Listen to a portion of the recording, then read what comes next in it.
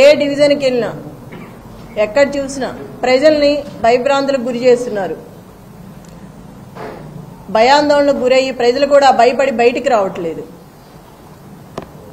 ఎవరు వచ్చినా ముందుగానే వాళ్ళని బెదిరిస్తున్నారు. డబుల్ బెడ్రూమ్ ఉంటే క్యాన్సిల్ చేస్తాము, 2000 పింఛన్ ఉంటే కట్ చేస్తాము. ఈ సవేరా ఫంక్షన్ హాల్ దగ్గర 150 మంది కూర్చున్నారు. బీఆర్ఎస్ టేబుల్ ఒక్కడు కూడా వేయనివ్వలేదు. వేసినా కూడా తీసి అవతలకు బారేశారు. ఎవరిని కూర్చొనివ్వలేదు. నేను వెళ్ళి అడిగితే గొడవ పెట్టుకున్నారు.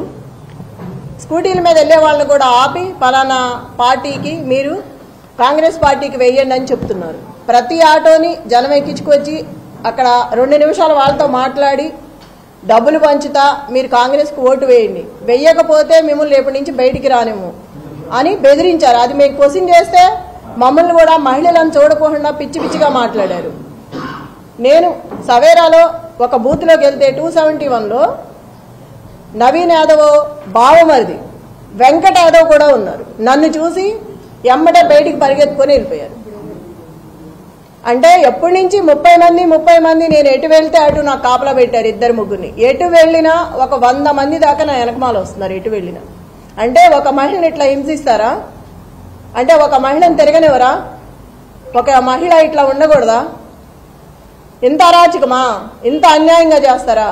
బోరుబండలో కొట్టారు, టేబుల్ అయినవలేదు, కుర్చీలు ఇసిరేశారు. రౌడీ షీటర్ వచ్చాడు బయటికి. ఒక రౌడీ షీటర్ని ఆంబోతులా వదిలేసి మీదకి రచ్చ చేసి వాడిని వెనక తీయకోకుండా కార్యకర్తలు ఏంటిది అని అడిగితే ఎఫ్ఐఆర్ బుక్ చేసి లోపల పడేస్తాను నోరెత్తితే అని అంటున్నారు పోలీసులు. నేను అక్కడికి ఎంటర్ వెళ్ళంగానే 20 మంది పోలీసులు వెళ్ళిపోయారు. ఎక్కడ వాళ్ళు అక్కడ. ఒక మహిళ వచ్చినప్పుడు ఉండాలా అండగా? వెళ్ళిపోతారు ఏటాళ్ళు అటు పారిపోయి. ఇంత దొంగల్లాగా ఎందుకు చెప్పండి? పోలీసు సోదరులకు ఒకటే చెప్తున్నా, నేను జెన్యూన్ గా ఉండండి. ఒక మహిళకి సపోర్ట్ చేయమని నేను అడగట్లేదు. ఎవరి పని వాళ్ళని చేసుకునివ్వండి. అంత భయపడాల్సిన అవసరం ఏముంది? ఒకరి కింద పని చేయట్లేదు కదా మనం. అంత భయపడి నన్ను భయపెట్టాల్సిన అవసరం ఏముంది? ఏ డివిజన్లో ఏ బూతులకి వెళ్ళినా ఇదే గొడవ. ఇప్పుడు కూడా బిర్యానీలో డబ్బులు పెట్టిస్తున్నారు. అంత కర్మేం పట్టింది? అంత ఓడిపోతామని అంత భయం ఎందుకు వేసింది? ప్రజల్ని మభ్యపెట్టి భయపెట్టి ఇళ్లలోంచి బయటికి రానివట్లా. ప్రజలకు ఒకటే విజ్ఞప్తి చేసుకుంటున్నా, నేను ఎవ్వరూ కూడా భయపడుకోకుండా బయటకు వచ్చి ఇంకా 4 గంటల టైం ఉంది. దయచేసి ఓటు వినియోగించుకొని ఓటు వేసి మీరు రౌడీజాన్ని అరికట్టి రేపు ఇలాంటిది లేకుండా ఉండాలంటే ప్రతి ఒక్కళ్ళు బయటకు వచ్చి ఓటు వేయాలి. ఇంతకుముందు అధికారంలో ఉన్న బీఆర్ఎస్ పార్టీ ఇలాంటి ఎలక్షన్స్ చాలా చేసింది, కానీ ఎప్పుడు చేయలేదు. నేను చూసినంతలో ఎప్పుడూ జరగలేదు. ఫస్ట్ టైం నేను చూడటం. ఇట్లా ఉంటుందా అని ఇప్పుడే చూసాను. నేను ఇన్ని సంవత్సరాల్లో ఎప్పుడు కూడా చూడలేదు. నేను నా భర్త ఇన్ని ఎలక్షన్స్ లో ఉన్నప్పుడు కూడా ఇలాంటిది ఎక్కడా వినపడలే. నేను స్టేట్ లో ఉన్న ఆకు రౌడీలు మొత్తం తీసుకొచ్చి పెట్టుకున్నారు. అంత దౌర్భాగ్యమా? అంత భయం ఎందుకు? అంత భయపెట్టాల్సిన అవసరం ఏముంది? దయచేసి మళ్ళీ చెప్తున్నా, ఓటు హక్కు వినియోగించుకోండి బయటకు వచ్చి. ఇట్లాగే ఉంటే మళ్ళీ రేపు ఈ గోండా రాజ్యమే ఉంటుంది. మీరు కనుక పార్టీని గెలిపించుకుంటే రేపు మీకు అండగా ఉంటుంది. ఇప్పుడు ఏం జరిగినా నేను చూసుకుంటాను ప్రజలందరినీ. మీకు అండగా ఉంటా, మీ వెనక వాళ్ళు నిలబడతా, పార్టీ అండగా ఉంటుంది. ఏదైనా సరే 13వ తారీఖు వరకు ఎంత ఇబ్బంది అయినా పెట్టండి, ఎంతైనా భయపెట్టండి, కానీ 14వ తారీఖు తర్వాత మాత్రం మాదే. అప్పుడు చెప్తాం ఒక్కొక్కళ్ళ పని ఎవడేంటనేది. అప్పుడు చూసుకుంటాను నేను. ఎవరేం చేశారో వాడు గుర్తుపెట్టుకుంటాను. పనికి మాలిన ఆకురౌడీ కూడా నోరెత్తి మాట్లాడుతున్నాడు ఇవాళ. పోలీసులు కూడా మహిళలను చూడకోకుండా ఎట్లా పడితే అట్లా మాట్లాడుతున్నారు. ఇందాక ఎవరు అతని పేరు? సురేష్ యాదవ్ ఎంత వల్గర్ గా మాట్లాడుతున్నాడు అంటే లేడీస్ అనుకోండి లేకుండా పిచ్చి పిచ్చిగా మాట్లాడుతున్నాడు. ఎన్నికల కమిషనర్ కి నేను ఒక్కడే విజ్ఞప్తి చేసుకుంటున్నాను. ఒక మహిళగా మిమ్మల్ని అడుగుతున్నా, నేను ఎంత చేస్తుంటే కూడా మీరు చూస్తూ కూడా ఊరుకున్నారు. ఒక మహిళని ఇట్లా చేస్తుంటే మీకు ఇప్పటికే తెలుసుంటాయి అన్ని. నేను దయచేసి మిమ్మల్ని అడుగుతున్నాను, ఒక కోరిక కోరుతున్నాను. మీరు బయటకు వచ్చి జరిగేదేదో చూసి ఏది కరెక్ట్ గా ఉందో వాళ్ళకి చెప్పి అట్లా చేయించండి.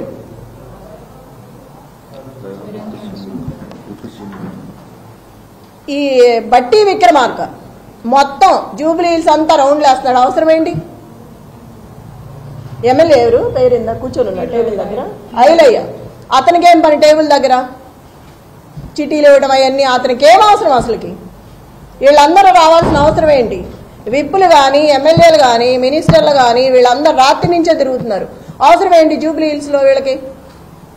లోకల్ నాన్ లోకల్ మాట్లాడుతున్నారు. మరి రజియా ఇంటికి వెళ్ళి బోరుబండ్లో సైట్ 3లో ఆ అమ్మాయి కూర్చుందని గట్టిగా మాట్లాడుతుందని ఇంటికి వెళ్ళి గొడవ చేశారు రౌడీల్లాగా పోలీసులు. ఆ అమ్మాయి మీద కూడా గొడవ చేశారు కూర్చోవద్దని. టేబుల్స్ ఇవ్వట్లా, కుర్చీలు ఇవ్వట్లేదు. ఆ టేబుల్స్ తీసుకొచ్చి పోలీసులు సందు చివర 3 అడ్డం పెట్టుకున్నారు. అవి ఎవరికి అవసరం? వాళ్ళ దగ్గర లాక్కొచ్చి మీరు ఎందుకు వేసుకోవాలి? ఆ కుర్చీలన్నీ విసిరేసి వాళ్ళు ఎట్లా కూర్చుంటారు? నైట్ అవుతుందో ఎంత టైం అవుతుందో తెలియదు. మహిళలు ఉన్నారు, ప్రెగ్నెన్సీ ఉన్నారు. అక్కడ అంతమంది జనాన్ని భయపెట్టి టేబుల్స్ తెచ్చి బయటకు వేసుకోవాల్సిన అవసరం ఏంటి? ఇంత దౌర్జన్యమా? పోలీసులకు కూడా ఉండాలి కదా, మనం ఏం చేస్తున్నాము, ఇది తప్ప ఒప్ప అని తెలియదా? చిన్నపిల్లలేం కాదు కదా. అదేమంటే క్వశ్చన్ చేస్తున్నారు తిరిగి. ఆ క్వశ్చన్ చేసే ముందు మనం ఏం చేస్తున్నామో తెలియాలి కదా. మాట్లాడితే సీఏ అంటారు, ఏదేదో మాట్లాడుతున్నారు. నాన్నే భయపెడుతున్నారు వెళ్తుంటే. అంత 30 మంది 50 మంది 100 మంది పెరుగుతూనే వస్తున్నారు కానీ తగ్గట్లేదు. 2 నిమిషాల్లో వస్తున్నారు. మరి ఎవరు చెప్తున్నారో నాకు తెలియదు. నేను ఎక్కడికి వెళ్తే అక్కడికి వస్తున్నారు నాతో పాటు. గుంపుగా వచ్చేస్తున్నారు. పోలీసులు కానీ రౌడీలు కానీ ఆ చుట్టూ ఉన్న జనం కానీ. ఏదో ఇప్పుడే వచ్చేటప్పుడు చూసా 150 మంది కూర్చున్న టేబుల్స్ నేను గొడవ చేసి వచ్చానని ఒక 6 నుంచి మిగతాయి తీసేశారు. ఇప్పుడు వస్తా చూసాను ఈ కార్లో. ప్రతి చోట ఇలాగే ఉంది. మేము ఇక్కడి నుంచి అవతలకి వెళ్తే ఇక్కడ మొదలు పెడుతున్నారు, మళ్ళీ అటు నుంచి ఇటు వస్తే అటు మొదలు పెడుతున్నారు. ఎన్ని చోట్ల నాపుతాం, ఎంతమందిని నాపుతాం? బిర్యానీలో డబ్బులు పెట్టిన దౌర్భాగ్యం కాంగ్రెస్ పార్టీది. అంత అవసరమే వచ్చింది నీకు? అంత రౌడీయిజం చేయాల్సిన అవసరమే ఉంది? మొత్తం సిటీలో ఉన్న స్టేట్ మొత్తం రౌడీలందరినీ పెట్టుకున్నావు తీసుకొచ్చి. ఎంతమందిని బెదిరిస్తావు? పక్కనే పెట్టుకున్నాడు, కవర్లో పెట్టి ఒక్కొక్కరికి పంచుతున్నాడు. చూసాము, పోలీసులు కూడా చూస్తున్నారు పక్కన, ఏమంటలేదు వాళ్ళని. మా దగ్గర సెల్లులు ఉంటే తీసి బయట పెడుతున్నారు లాక్కొని. ఒక క్యాండిడేట్ ఫోన్ కూడా దగ్గర ఉండనివరా? క్యాండిడేట్తో ఒక మనిషిని కూడా రానివరా? ఎట్లా రాకుండా? లోపల ఎవరు కూర్చున్నారు ఏంటో మనకు తెలియాలి కదా. అట్లా కూడా అలౌ చేయట్లేదు. వాళ్ళని మాత్రం 10 మందిని అలౌ చేస్తున్నారు. అడిగితే నవ్వుతున్నారు.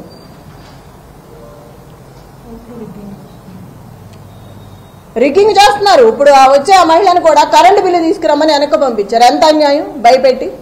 కరెంటు బిల్లు అవసరమా మనకు ఓటేయడానికి? మా అమ్మాయికి తెలియదు, అమాయకురాలు నిజమే అనుకుని వెళ్తుంది కరెంటు బిల్లు తేవటానికి. ఎంత అన్యాయం కదా. ముసలి వాళ్ళని వీళ్ళందరినీ ఇబ్బంది పెట్టి 19,000 ఓట్లు ఉన్నాయి యూసఫ్గూడలో సవేరా ఫంక్షన్లో.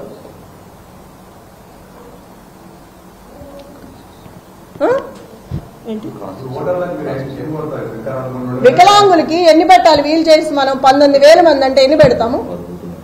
10 బూతులు ఉన్నాయి వికలాంగులకి, 2 ఉన్నాయి అక్కడ. ఆ 2 ఎంతమంది అని లోపలికి వస్తారు? ఎంతమందిని తీసుకొస్తారు? ఓటింగ్ ఎప్పుడే ఎంచుకుంటాము? ఇది ఎంత అన్యాయం చెప్పండి.